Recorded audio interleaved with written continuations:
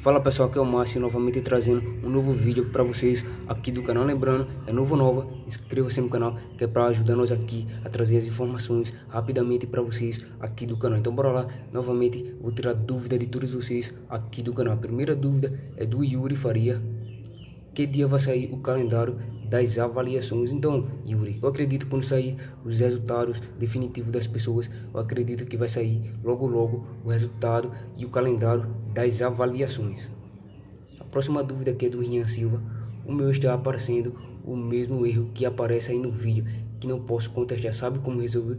Então, Rian, muitas pessoas me falaram que não conseguiram resolver. Eu acredito que é porque essas pessoas não têm direito mesmo, ou é erro deles. E também tem outra opção, que é: pode ser que seja só a contestação seja para as pessoas que fizeram o seu pedido e ele veio negado, e essa opção pode sim ter como contestar o seu auxílio emergencial. Eu acredito que seja porque essa pessoa só pode contestar no seu primeiro pedido que veio negado. Então eu acredito isso.